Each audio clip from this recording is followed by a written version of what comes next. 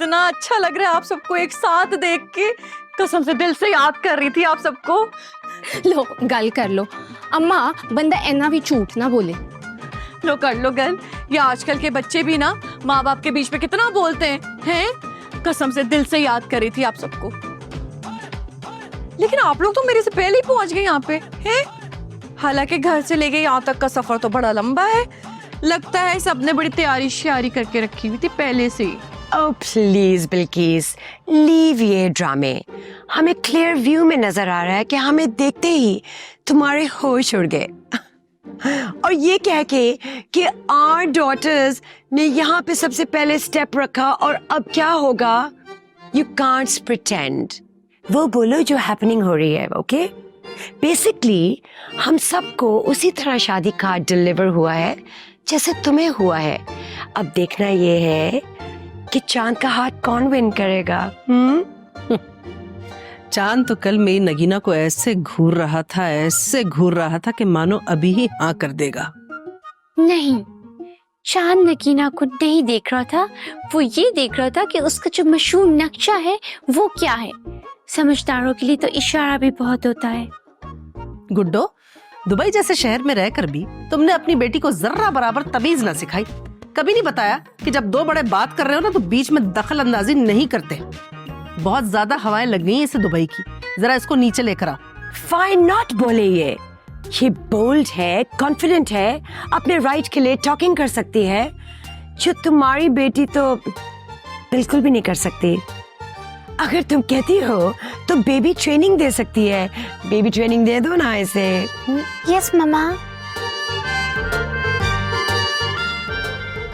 ओहो ये मेहताब बाजी कहाँ है? भाई शादी की कितनी तैयारियां करनी है, वक्त ही कहाँ है हमारे पास है? वाकई में वक्त बहुत कम है। तुम लोगों को ज्यादा जल्दी पड़ी तो वापस चले जाओ। सो फनी है।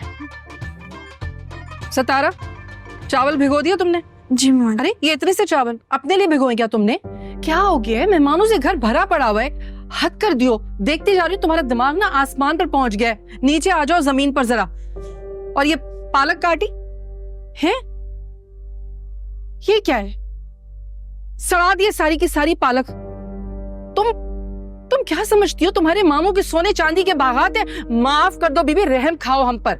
नहीं मम्मानी, आप प्लीज परेशान मत हो, मैं सब काम ठीक कर दूंगी। वो मैंने कहा कि मैं नगीना की हेल्प कर दूं क्योंकि पालक तो नगीना ने बनानी थी। हाँ, काम करना पड़ रहा है ना मेरे घर वालों के लिए, जहर लग रहा है ना वो तुम्हें। समझती हूँ मैं सब। अगर इतनी तकलीफ है ना तो बोरिया बिस्तर समेटो और निकलो यहाँ से। और अगर मेरी भतीजी तुम्हें इतनी बुरी लगती है तो दूर रहा करो उससे। नहीं मम्मानी, मैंने तो सोचा कि मैं उसकी मदद कर दूं तो आप बेफिक्र हो जाए, मेरी वजह से उनको कोई तकलीफ नहीं होगी। यही ड्रामे तुम्हारी माँ भी करती थी। आफ्ताब के सामने मुझे इतना जलील करवाती थी जिससे मैंने उसकी जिंदगी अजाब करके रख दी है। अब तुम भी यही सब कुछ कर रही हो। इस घर में दोबारा यही हो रहा है। याद रखना, तुम्हारे ये ड्रामे, ये आंसू मुझ पर कोई असर नहीं करेंगे। और मेरी भाभियां, मेरी भतीजियां और मुझसे जुड़ा हर रिश्ता खुश रहना चाहिए। मेहताब बाजी, हाँ हाय, मैं आपको पूरे घर में ढूंढ रही हूँ। ये तो बताए कोई काम है तो मिलके कर लेते ना, ताकि जल्दी जल्दी खत्म हो जाए। अरे नहीं, गर्मी हो रही है, आप यहाँ क्यों आ गए? आप लोग थके हुए आए, आराम करें। और वो हमारी गुड़िया कहाँ है? वो तो सो गई होगी। अरे कहाँ सोई है, उसको ना अधूरे काम अच्छे नहीं लगते, अपनी अलमारी सेट कर रही है। वैसे ही दिल उसका घबरा रहा था, कह रही थी कुछ गलत ना हो जाए। ये बच्ची कौन है? अरे ये आफ्ताब की बहन की बेटी है। माँ बाप नहीं है ना इसके, यहीं रहती है। बस क्या बताऊं मैं भाभी, हमारी तो जिम्मेदारियां ना खत्म होने का नाम ही नहीं ले रही। जिंदगी नहीं बदलेगी हमारी, मुझे लगता है। हाय मेहताब बाजी, कहीं वही बच्ची तो नहीं है जिसके माँ बाप एक्सीडेंट में मारे गए थे? हाँ वही है। बस आप गर्मी में क्यों खड़ी है? चले ना, जी संभाल लेगी, किचन देख लेती है। चले चले।